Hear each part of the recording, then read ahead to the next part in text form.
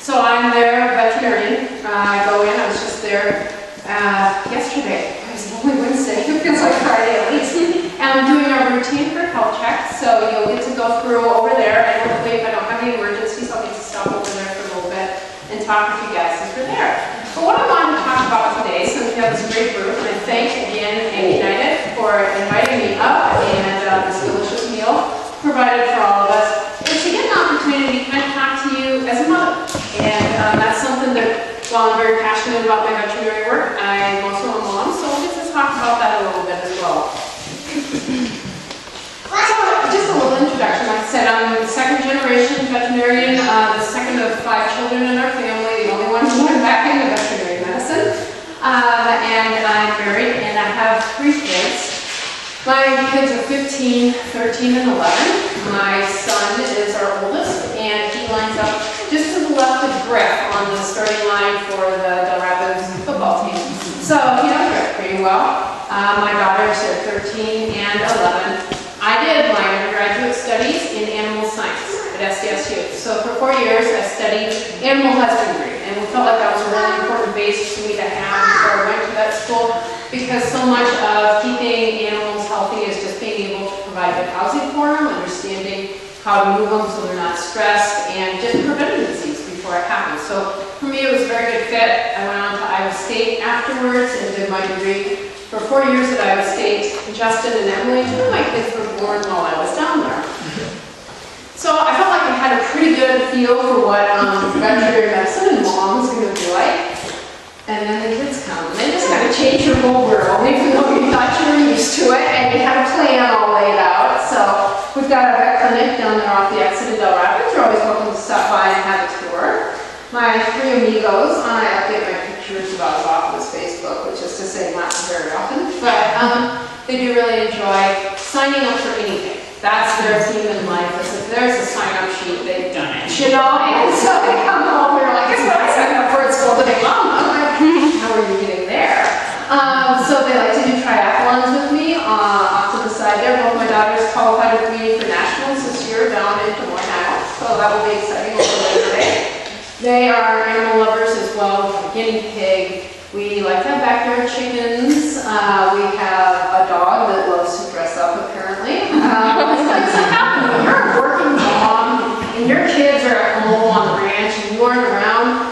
You come back and the dog is wearing the neighbor's Easter bonnet and you're taking pictures of it. That's what happens when you're not around, apparently. Cat, guinea pig. My folks and my in-laws have cattle and horses as well, so they get to see some of that when they go home.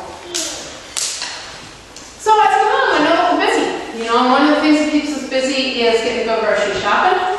And I'm the primary grocery getter in our family, and so I leave a list before I go to the grocery store, and then I promptly leave the list on the counter when I leave for the grocery store. And I'll remember to take it with me. But you know, you're trying to get all this stuff already.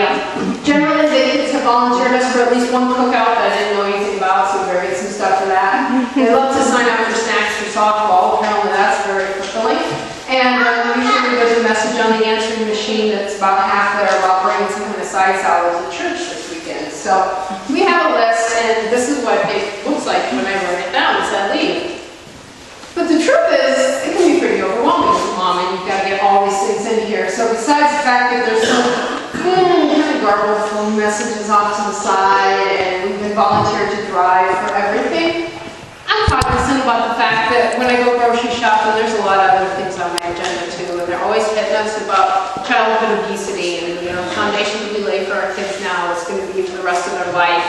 And, you know, there's a lot of talk about being green. When this first came on, I was like, whew, I better know something about this. And I realized I learned more from my 98-year-old great-grandmother washing out her bread bags and reusing all the plastic bread bags. I was like, oh, I did that. I learned about, you know, being conservative and green from a 98-year-old Dutch woman. But, you know, I mean, there's a lot of verbs out there, and they aren't well-defined words, and I think that can make it very confusing. Even for me, after 8 years of college, when I go to the grocery store, finding a vegetable that a 15-year-old boy likes is always on the agenda coming through. Spinach. He does like spinach and peas, but I don't know if peas are really a vegetable, I tell him. Of course, what's always on our mind that we want to avoid foodborne illnesses, and then we're trying to be be healthy for us. And then we drive home from the grocery store with my husband clutching the wheel of the minivan going, the goal is to not eat all this food within 2.5 days. My son, who's in football and weightlifting and can deadlift 335 pounds now, he's a big boy, and he eats more a month than I think my FCS tuition was a semester. So there's a lot of money going into the groceries at this point. So a few of the words that I see on my labels when I go grocery shopping that I think are inherently things that people have questions when they talk to me about. Not even just as a veterinarian, but maybe standing behind the food counter at the church service or sitting on the bleachers during a softball game is, some of these words: hormones, antibiotic residues, what's on our food labels, raw milk. There's a lot of different claims out there. And that's not to say that any of them are good or bad, evil or pure. It's just that I don't think they explain a lot of what those words mean underneath. And so then we're left to sort them out for ourselves. And so I try to bring a little bit of that. But we have to have a little bit of a school lecture before we get started with this. And so we try to do this at the beginning so you guys don't fall asleep, but get your pens out, we're taking notes now. When it comes to food safety, you've heard me talk today and probably other times before about how the United States is one of the safest food sources in the world. And that is true, and that's not something that I take for granted. I have friends that live south of the border, and they're like, hey, come on down on vacation. And I'm like, I would have to pack my own satchel of food because I've been through your food inspection system, and I am not cool with that, I'll be drinking bottles of water and beer the whole time I'm down there, I'm afraid. So the way that the government sets up is what I would describe as a trust but verified kind of procedure. And so on one side, the Food and Drug Administration has labels, and those labels, they control what we get to print on our food for claims about our food. They also have under complete control any of the medications that we would use to treat animals coming through there. And so if someone says, I'd like to use this medication to treat pneumonia in a cow, they would have to go to the Food and Drug, and they would have to A, show that it works to treat pneumonia in a cow. They'd have to show what dose and what frequency you'd have to give it. But the Food and Drug would also require that they do extensive testing to say if there's any residue left in that meat. And if that's the case, how long that animal would have to stay out of the food chain. For harvested beef, pigs, chickens, we think about eating the meat. How long would it be before we could eat the meat? So we call that a meat withholding. In dairy cattle, they get milk 2 or 3 times a day. Those drugs would go right into the milk. So we would call that how long do we have to hold the milk from that cow and not be able to drink it, or the milk withholding coming through. So all of that is set up, and it's black and white. They don't give us grays, they don't give us ish, like 2 to 3 days-ish, coming through there. They have a special agency out of Virginia called FARAD, Food and Drug Animal Residue Avoidance, and what that does is if someone would accidentally give the wrong dose of medication or give it at the wrong duration or something like that, there's a hotline that we call in, and they tell us how much longer we would have to hold the product out of production. So they say, we trust that you're going to come out here and you're going to follow the drug label. And we'll talk a little bit more. It's trust, but they would fry me at the stake. So, they verify some coming across there. Just like for you and I, we got sick, we got a sore throat, and we wanted to go on some antibiotics because we had a strep throat. We couldn't just call Lewis Family Drug in town and say, hey, I'd like to get some amoxicillin, please.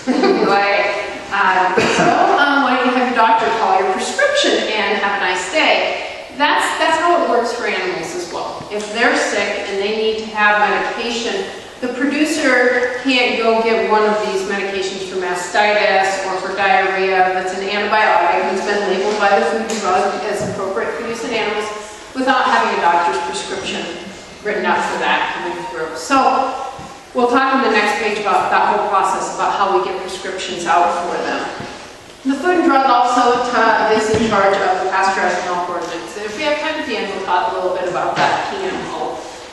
So that's the trust. They say we trust you're going to follow the rules. Here's the rules.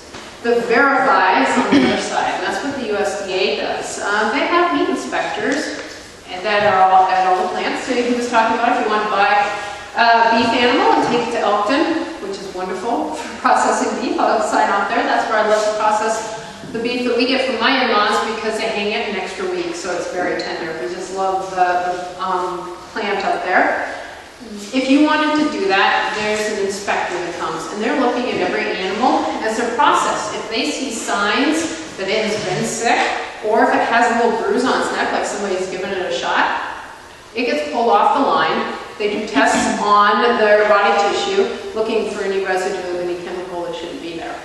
And if they find it, they shut the whole plant down, they eat that animal, they have to throw away that carcass. So the processors are really interested in not having that happen because they have to shut down production, and here they have this $2,000 animal hanging that they can't do anything with. And so they're very thorough about putting the pressure back onto the producers as well. They keep great records. If they buy cattle from you, they know who they bought that cow from. They're going to go back and talk to that guy they bought that cow from. So it's a good verify system coming through there. It's not only catching antibiotic residues, but it's wonderful because if they see signs of disease that they think we might get from eating the meat, even if nobody's treated it for anything, they're going to stop and they're going to pull that animal off of production as well. Part of the inspection service between the two of them is also testing milk, because milk is something that's fluid. It's taken 2 to 3 times a day from the animal, and you're going to see when you go to South Dakota the big silver tankers that are holding milk until they can haul it to Dean Foods, which processes it for Land O'Lakes, and there goes a little bottle like the one sitting in front of you today. And because that's constantly coming off the farm, every single load is tested for antibiotics. They test it coming off that truck. That truck's sealed. We can't get into it. We can't do anything with it. It gets to the plant. They get to the plant. They go ahead and take that sample of milk and they test it before they combine it with any other farm's milk. They do that because they, of course, don't want to contaminate a whole big silo. That's what they call a big upright structure that all milk's stored in. Just one tanker, like what you'll see today, has somewhere between, depending on the milk prices, $16,000 to $20,000 worth of milk in it. So if the farmer screws up and something happens and he doesn't realize that he treated that animal and it gets in there, he has a policy, an insurance policy that says, call. It is better to ask permission than to beg forgiveness. Call, tell them, uh-oh, I have a tanker here and I think I might have a problem. They will stop and they'll test it, and if it's positive, they pour it down the drain. It does not get used for cat feed, it doesn't get used for cheese, it just goes down the drain. The insurance will pay for the first time. The insurance has you pay the next time. So that's a $20,000 hit on their paycheck for that week if they accidentally have it. But it's important because producers that you're going to meet on the street today on the tour really want to do a great job of keeping your food products safe. But if for some reason they mess up, there's people out there that are looking for that. And then the USDA is also the branch of the government that certifies organic. So we'll talk about some of those labels as we get there. We talked a lot about the antibiotic side already coming through there. And I think the big thing is people ask me, why is there so much concern about antibiotics? I mean, Steve said they haven't had it here for 11 years. We aren't using it on the chickens. But there's a lot of press. I think there's a lot of press and there's a lot of labels. Antibiotic free. Good God, I hope so. Everything you buy that was manufactured in the United States has had some of that inspection process going through to verify that there's not antibiotics. So it's not like if you go buy and you want to buy some hamburger patties and they don't have antibiotic free on them. They have antibiotics in them. Nothing has antibiotics in it. It's probably good for everybody to know that none of our products have antibiotics in it. But some people are better about putting that on their label than others. But what we look at it in the animal industry side is our responsibility to make sure that we aren't contributing to problems when we decide that we need to treat an animal. And so antibiotic resistance, the Center for Disease Control says it's one of the most pressing public health problems. It's their top concern. So where is the #1 spot in the world if you want to find a resistant bug, one that doesn't respond to antibiotics? Where would you go looking? Hospital. Yes, a hospital. Specifically the sewage system of the hospital. You know, patients are on antibiotics and maybe have a really nasty disease. That's why they're in the hospital. And if we're going to find a resistant one, it's in the waste that comes out of a hospital. But that doesn't mean that's not still our responsibility. So that's why we have prudent use. That's why the Center of Disease Control monitors. If a bug looks like it's going to be a really bad disease in humans, they look at that and say which drugs work really good on this. Ceftiofur is a type of antibiotic that works really good for some of these E. coli and salmonella infections that humans can get. So they said, you know what? We're just not going to let you use this in any extra legal fashion for animals. So it can't go through the feed at all. We cannot mass feed Ceftiofur to anything. We also cannot use it in a dairy cow to treat a fever that we think is from E. coli. It has to be only if she has mastitis from Staph aureus, or if she had a uterine infection coming through, or foot rot. If we use it outside of that label, it's called extra label drug usage, and they have special prisons where they put us for those sort of things. In fact, yeah, I mean, I was telling him, Mama's not going to prison, so we're going to stay away from this. There's this whole tablet of explanations that are the veterinary client-patient relationship, meaning that I don't get to prescribe something for somebody if I don't have a personal relationship with their animals. If I go to visit their cows and their calves get sick, I can't prescribe a drug for their calves unless I've seen their calves. You know? So it's not just kind of like, well, I sort of know you. If you want some drugs, stop by and I'll get you some. We have to have sufficient knowledge of the animal to give a preliminary diagnosis. We have to be able to follow up with lab tests. We have to be available for emergency call if the treatment doesn't go well. And even with all of this, where they make it, it's illegal under federal law. We could go to prison if we prescribe something. In addition to that, we still don't get to use Ceftiofur however we want to. The government said, nope, that's a special one. We're going to hold it off to the side. Enrofloxacin is another one that used to be in some of the feed-grade antibiotics. And they took that back out and said, you know what, we want that, especially for humans. So they are monitoring that coming through. It's an oath that we have to take. We take it pretty seriously because it's for the promotion of public health. That's a really big part of veterinary medicine. We spend a lot of our time at school. We spend the first year and a half learning all the diseases that could kill not only animals, but animals could give to human. And then I would say we spend the second semester of our second year learning about all the biosecurity programs that they put in place, so most of those diseases don't exist anymore, and we didn't really need to learn them. But you know, it's still good to know what they were when they were out there. And I think that kind of coming across here as we get on to some of the other labels, it's just that's the thing that I get a lot from antibiotics, antibiotic-free. Well, I should hope everything should be antibiotic-free. That's why we have the testing, that's why we have the labels. But it's a collaboration, not only for veterinarian, we use our diagnostic labs, the FDA and USDA do provide support for us if we have questions on something coming through. The Center of Disease Control is on the lookout for new emerging diseases. And there are a lot of producer-driven programs. And I'm going to talk about this with some of the labeling in the future, but I think that that's one of the unsung heroes that we probably don't talk about enough, is that producers don't want to have to use it if they don't have to. So they do a lot of things with husbandry and quality assurance programs to reduce the use of drugs altogether. So I just use this as an example, and this happens to be USDA organic, so they have a specific database of things that they can say with that label. But this is probably more accurate, produced without the use of antibiotics, because that's part of the organic program is that you can't use antibiotics. The FDA had to crack down because they didn't want them saying antibiotic-free, because when you say that, it implies the milk sitting next to it is antibiotic-laden. So they've gone back on the FDA side and said, let's change a little bit about how to label that. We'll touch just briefly here on the hormone side. Just because I have a lot of questions about hormones too. So all of us have hormones. You need hormones to be able to have kids. So humans have hormones, cattle have hormones, chicken, pig, plants. Plants have hormones. I don't know if people think as much about the plant side. So when we're talking about this, there's some talks about hormones. I think the first one that people talk about is the estrogen and testosterone.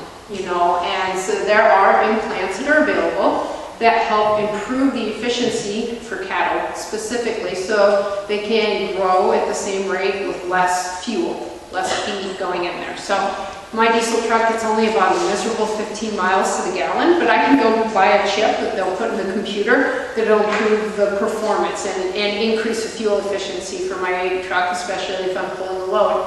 That's what implants do. Cattle are the only ones that get it. I just get a little bit of a giggle because I see it on the front of chicken packages all the time. And so I love the chicken thighs here. It says, they had up on the top a little thing about how this is hormone-free chicken, and then there was an asterisk, and it goes, oh yeah, federal regulation prohibits the use of hormones in poultry anyway. So all chickens are free from having an implant in them, but they don't allow us to call them hormone-free because chickens have ovaries. That's where they make their eggs, so they're not hormone-free. Cattle aren't hormone-free because they have ovaries or testicles, so they're going to have some hormones on them. Even the all-natural product that's out there, it still has hormones. So the Federal Drug Administration say, whoa, guys, we got to quit using this term hormone-free because people are getting really panicked about it, and the truth is that we should all have some hormones in us naturally. The one I had looked at before this is just, you know, if you have a special health condition like a heart disease, your doctor might regulate how much fat you eat. If you have a certain health condition like a tendency towards certain types of cancer, they may have a recommendation that you avoid hormones. If you throw a blood clot, they're not going to let you be on birth control. That's a hormone. They say, ow, that makes you much more at risk for getting blood clots. And so, other than those individual things that you could work through with your family doctor, where they might have recommendations that canola avoids gluten and can't have hormones, there isn't a set level that's recommended as good or bad for the hormones. And so I love this. You go on and you might say, if I wanted vitamin D, they would say 400 units a day is a good vitamin D dose. You live in the Midwest where we have 9 months of winter and 3 months of bad sledding, you might want to be taking some vitamin D because we never see the sun up here, and chronically in the upper Midwest, we are vitamin D deficient. You go to your doctor, she's going to flip open her physician desk preference and she's going to say 400 units. We don't want to go over that. You're going to get toxic if we go over that. Go get a pill with the local over-the-counter pharmacy. When it gets to hormones, I love it. There's articles on how to lower your estrogen levels with foods. There's articles about how to increase your estrogen levels with foods. And then in the middle, how to balance your estrogen levels with foods. So those are 3 different sites that are out there. So there isn't like a recommended dose that we should or shouldn't get. But if people have specific health concerns, they might talk to their doctor about that. And they would say there's some foods that are really high and compared to other foods that are low. So if I told you 4 different foods, first one being soybean nuts. I don't know if you've seen those wonderful little flavored dried soybean nuts. A 3-ounce serving of those compared to a 3-ounce serving of organic chicken breast versus 3 ounces of grass-fed beef and 3 ounces of beef that has had a whole implant. Which one has the highest level of isoflavonol? That's a type of estrogen. Yeah, the soybean nuts. They actually have about 150 micrograms per serving. Once again, they don't say that's good or bad. I love the soybean nuts. I eat them every day. So they have 150 coming through here.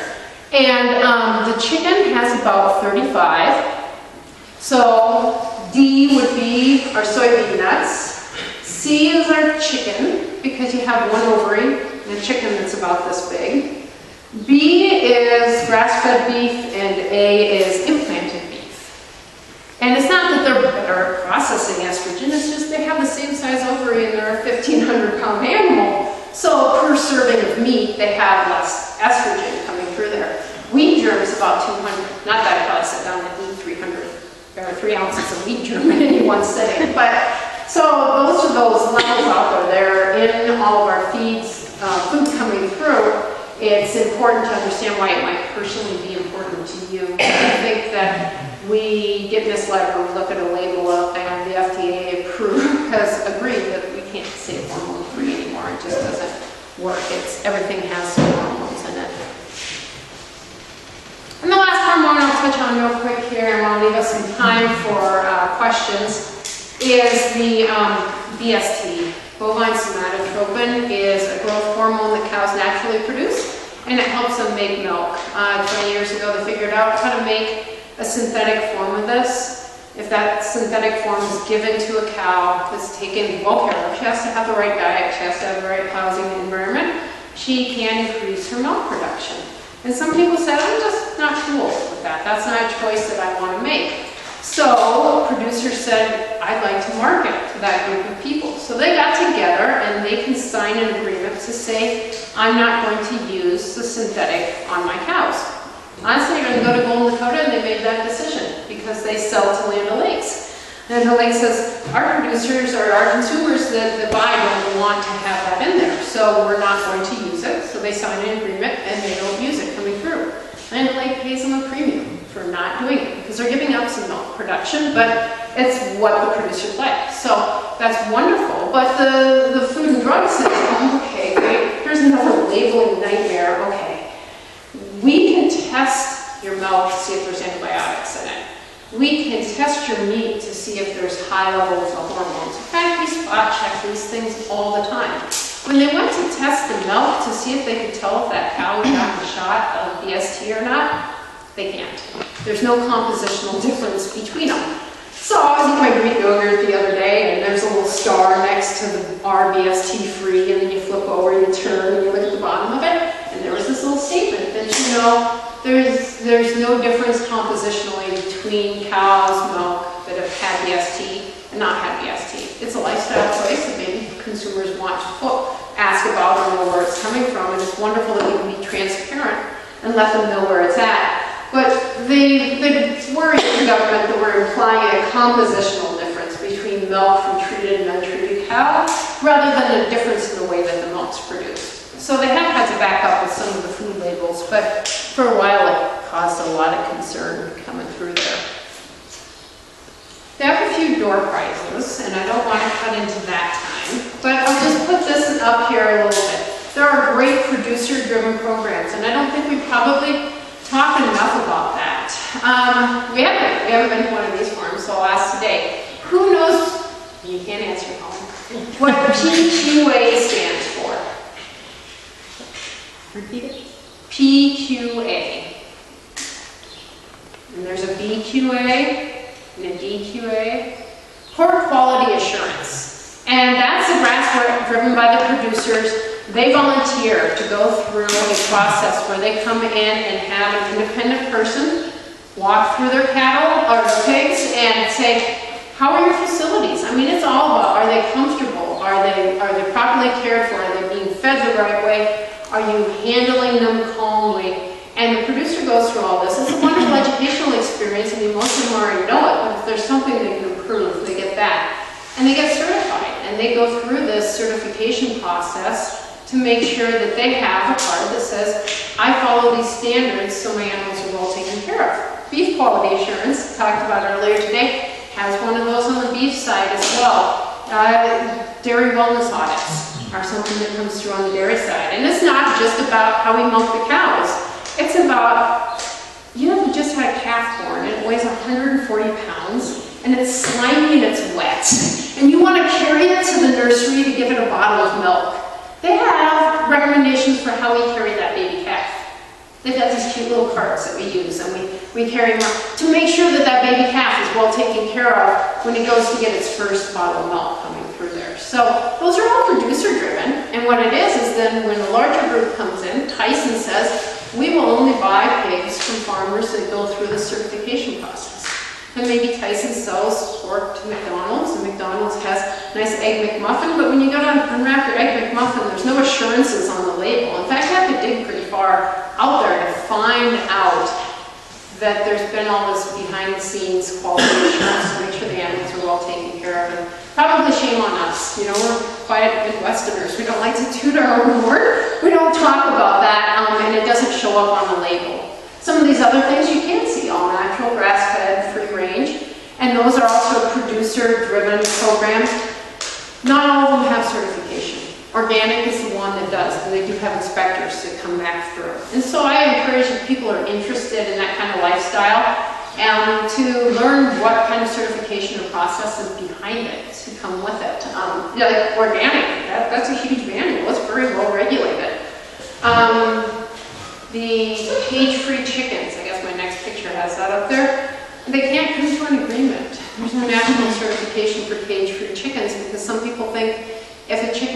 see out a window, but it's still only caged, that should qualify for cage-free chickens. Other people say if they're outside the cage for an hour a day, that should qualify. And if I think of cage-free chickens, I think of my 5 chickens chasing potato bugs across the garden, you know. And so there's different certification programs, and there's a lot of information on the World Wide Web to say what all goes into those programs. Do we have any questions? I have more than to say. Yes.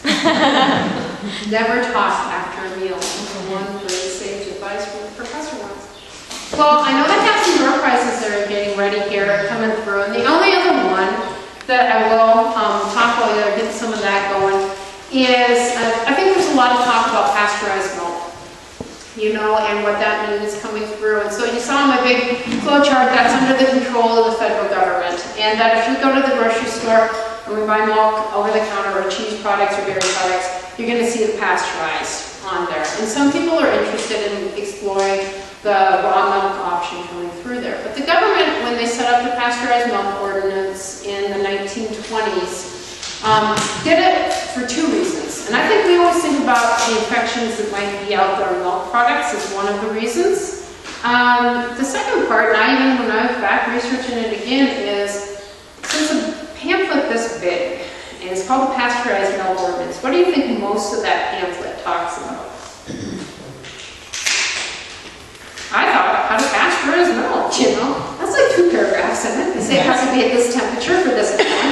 And the rest of it is, you're going to see this when you get over to the dairy, you have to have a sink in your milk room. Everybody has to wash their hands. It has to have soap in it. It has to have towels. You have to take everything apart and clean out the gunk around the little rings and that sort of thing. So, like most of the manual that's this thick is actually talking about how to clean dairy plants and how to keep the dairy processors clean. So there's a lot of talk starts coming up about whether or not people want to be able to purchase raw milk versus pasteurized milk. I think that flavor difference was there in the 1920s, and it's still a debate. But when they came in on this, it's more about making sure that somebody's regulating. They have milk inspectors that come to these grade A plants, and they won't let them pass. They can't sell their milk. If they take apart the little funnel and takes the milk out to the truck and there's nastiness in there, thank goodness, they're done. They don't get to ship milk until they get that cleaned back up, you know. And so